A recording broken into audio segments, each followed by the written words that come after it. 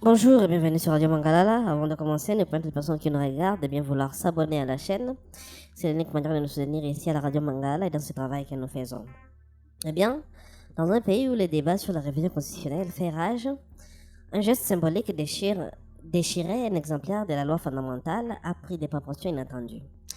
D'un côté, Papi Mawesi, communicateur du parti d'opposition Ensemble pour la République de Moïse Katumbi, croupit en prison depuis plusieurs mois, et de l'autre, Papi Mouya, membre de l'IDPS, parti présidentiel, aurait commis un acte similaire sans encourir de poursuites visibles.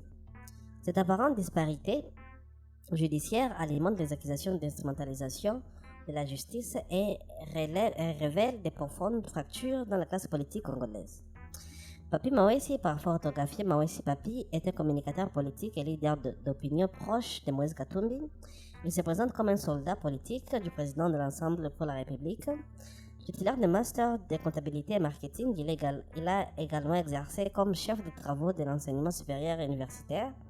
Sur les réseaux sociaux et dans des médias alternatifs, il est connu pour ses interventions virulentes contre le pouvoir en place et ses débats musclés avec les cadres de l'Union sacrée.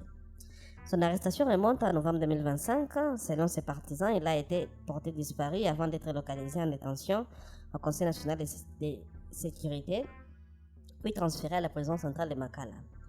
La coordination provinciale d'Ensemble pour la République à Kinshasa dénonce une détention secrète de plus de 100 jours au départ, qualifiant l'affaire de triple violation des droits fondamentaux, liberté, présomption d'innocence et procédure régulière. Les autorités n'ont pas officiellement communiqué de manière détaillée sur les motifs exacts. Cependant, des soutiens de Mawesi affirment qu'il a été arrêté pour avoir déchiré publiquement l'accord de Washington, un texte souvent critiqué par une partie d'opposition. D'autres sources évoquent des propos ou des actes jugés subversifs dans le contexte tendu de la révision constitutionnelle. Les gestes déchirés un document officiel n'est pas anodin. En droit congolais, la Constitution du 18 février 2006, révisée en 2011, est le socle de la République, de la Troisième République. L'article 62 dispose que tout Congolais a le devoir de respecter,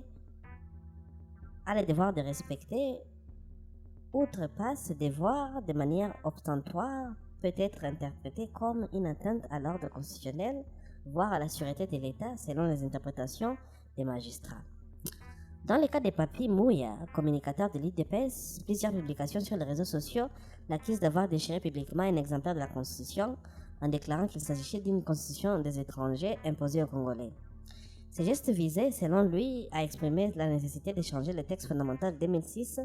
Malgré ces accusations relayées par des comptes d'opposition, aucune poursuite judiciaire visible n'a été engagée contre lui à ce jour. Ce silence contraste fortement avec les sorts réservés à Papi Mawesi. Cette différence de traitement a provoqué un tollé sur les réseaux sociaux. Des voix de l'opposition parlent d'une injustice à ciel ouvert et de deux poids, deux mesures. Des cadres de l'Ensemble pour la République exigent la libération immédiate de leurs camarades et dénoncent une justice sélective au service du pouvoir. A l'inverse, certains militants de l'Union sacrée considèrent que le geste de Mawesi s'inscrit dans une logique de déstabilisation.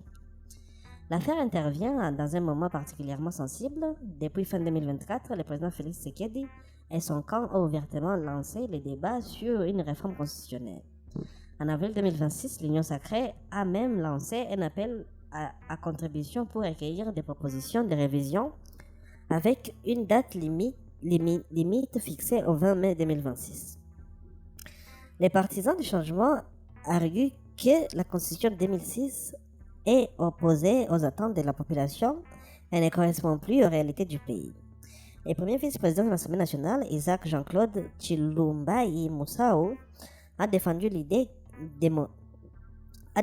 que modifier les textes permettrait de résoudre un certain nombre de problèmes.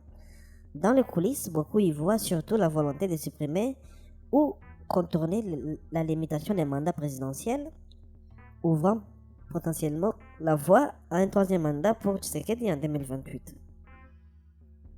L'opposition affaiblie mais combative dénonce un coup d'État constitutionnel à un braquage de constitution. Elle rappelle que la loi fondamentale de 2006 est née des accords de paix qui ont mis fin aux guerres successives.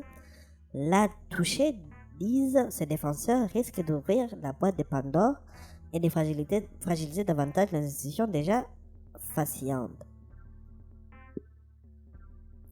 Au-delà du cas individuel de Papi Mawesi, l'affaire pose plusieurs questions fondamentales. Liberté d'expression, égalité devant la loi, instrumentalisation politique. Les juristes et défenseurs des droits humains ont rappelé l'importance de l'article 22 et 23 de la Constitution qui garantissent les libertés fondamentales tout en soulignant le respect de la loi fondamentale tout en soulignant que le respect de la loi fondamentale reste un devoir citoyen. Le parti Ensemble pour la République continue à réclamer la libération immédiate et inconditionnelle de Papi Mawesi, qu'il représente comme citoyen respectueux des lois. Des visites de solidarité ont été organisées à la prison de Makala. Du côté du pouvoir, le silence officiel domine, ce qui renforce les soupçons de partialité. Dans un pays marqué par une histoire de transition constitutionnelle chaotique, ce nouvel épisode illustre à quel point la Constitution reste un enjeu de pouvoir plutôt qu'un consensus national. Tant que le débat sur sa révision n'aura pas été tranché de manière inclusive et transparente, les gestes symboliques qu'ils viennent de l'opposition de la majorité continueront à polariser la société congolaise et de mettre à l'épreuve l'état de droit. L'affaire Papi Mawesi ne peut être que le symptôme d'une crise plus profonde, celle d'une démocratie où le respect de la règle des jeux institutionnels reste encore trop souvent subordonné au rapport des forces politiques. Eh bien, mesdames et messieurs, ça sera tout pour cet article consacré à une potentielle partialité de la justice. Encore une fois, nous remercions personnes qui nous a suivis, de bien vouloir s'abonner à la chaîne et à très bientôt.